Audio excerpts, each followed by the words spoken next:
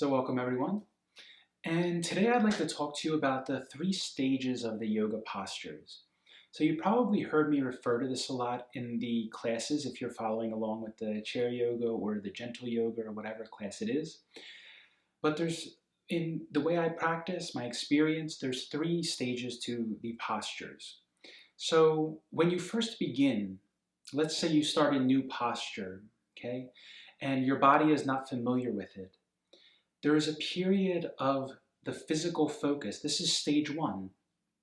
This is where you're trying to find the distance for your feet that feels right for your body, the angle of your feet, the width of your legs, the angle of your side bend or your chest, whatever it is. You're trying to adapt the posture to your body. So you're just getting familiar with the physical movements of the posture. And in that period, that's where a teacher is helpful at first, because for me, I can say from my own experience, I didn't understand, I couldn't see a lot of the postures from a 2D perspective from a book. So it was helpful to have some guidance in that respect, because there were some things alignments that, not that it's right or wrong, but was not right for my body because I was trying to copy the picture in which I couldn't see the angles to know where my feet should be or any of this, and I was having my angles wrong, okay? Wrong meaning not comfortable for my body, but I was doing it because I was trying to match the picture, right? And this is a big holdup that people have in the stage 1, the physical stage of the posture, is that it's good to get an idea about the posture by looking at others or the ideal picture of the posture, but this is not the ultimate thing, the outside. The inside is much more important than the outside. So at first, just the basics of the posture, to get the posture right in your body, right? To get a little bit of guidance on where this should be, how your chest should open, your arms should rotate, whatever it is that might make it less stressful on your body and more conducive, building the physical strength to hold the posture, these types of things. This might be helpful, but eventually it has to be adapted to your body, which is completely unique. Okay? And this is why postures really vary a lot from one person to the next when you look at their body, especially advanced practitioners, which would be someone who's been practicing for a long time, not talking necessarily about advanced postures like doing something very hard physically, but talking about someone who understands the posture very deeply, has really focused in their body and understands the energetics of the posture and the feelings that are coming, right, with the physical posture, aware of all of those things. Very sensitive person is what I mean. So you can look at the examples of the postures just to get an idea and to get some basic guidance to begin. But once you really know the posture, don't worry about what it looks like, because everyone has different bodies, everyone has different backgrounds, where they come from before they get into yoga. Someone might come from an injury, another person might be born with an abnormality in their body, right? A physical or bone structure. So this makes a big difference, right? Someone might have torn muscles that are still sensitive, someone might have had knee replacements, someone might have so many possibilities, you know? And chronic imbalances just in muscle tightness on one side or the other. So all of these things play a part and will make the posture look different. And in my experience, my body is still adjusting to the postures after 11 years, almost 12 years now. 11 years, it's still adjusting to the postures. I'm still finding like my body will crack and and then something opened there. My hip feels like a new hip almost, because something has finally popped or adjusted or opened, and now it feels different. And yeah, my postures get more and more like the postures in the book, but it can't be forced, is what I'm saying. It can't be, force is counterproductive always. And it's not about time, because time doesn't exist. But it's not about time. It's not about time because it's not about getting somewhere. It's not about the result, right? It's about the experience. And really try to take that attitude to your practice, that it's about this practice that you're doing now, not about comparison to the one before it or the one after it. Right? It really is always about the present. That's what yoga is about. It's about the present moment, being here and now with what is, without comparing it to the remembrance of the past or the projection into the future. Be with what is here and now and work with that as it is, right? Don't try to focus on an ideal. Okay? Focus on what is, and then work with that. And you'll get guidance from inside. That's the deeper levels that I'm talking about. Okay? So that's stage one, physical part. Stage two is when you get comfortable enough with a posture that you know the posture, like the back of your hand, and pyramid pose. Okay, you go into pyramid pose, your body knows it really well. Okay? And then you start focusing more on the breath. So the breath, not only, it's like you're practicing a long, deep pranayama or breathing exercise while you're practicing. That's one aspect because that helps calm your mind as well. One aspect is the long, deep breathing, but another aspect is inside of the body. So what happens when you breathe? You might hear people say, breathe into your hip, right? Of course, it's not physiologically possible to breathe down into your hip, but when the body is very tight, you can't feel the expansion down in your hip because there's so much tension around the organs and the body, you can't even feel it and let it move, relax it. But once your body becomes very relaxed, wherever you don't need for the posture, the movement translates. So in other words, as your lungs expand, all the tissues below your lungs press down and also are allowed to move because they're not tense and rigidly stuck in place by habitual tension, by tight tissues like fascia and muscles and tendons and ligaments that are overly tight. It's all soft and relaxed. So you can allow that to move, and the pressure, the movement translates down to your hip. So you will actually feel that really it's happening in the body, the expansion from the lungs, because it's all moving together, right?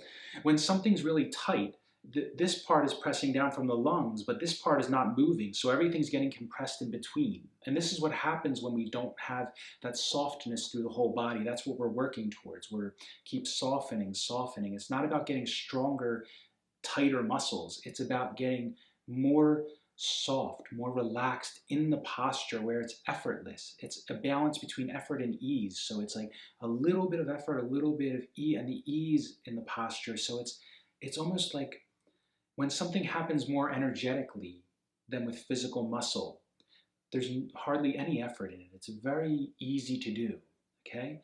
And that's what we're working towards, is an effortless practice. Of course, there's some effort, but it's easy effort. It's like it just happens, like the way things are created, the way flowers grow. It seems to have effort, but it's not effortful, right? It's easeful. Okay, it looks like it's effortless because it's so natural. And that's the kind of movement you want, like Tai Chi, that move towards that, where it's like fluid and soft and smooth. Okay, some postures take a lot of physical strength, but in the advanced postures, if you look at advanced practitioners like Iyengar, these original Indian practitioners of the postures, they're not very muscular. They don't have very big muscles, because they're not using their muscle. They're using their bone structure, and they're using just what they need for the posture, and everything else is relaxed. So that's kind of getting away from the point a little bit, but it's important.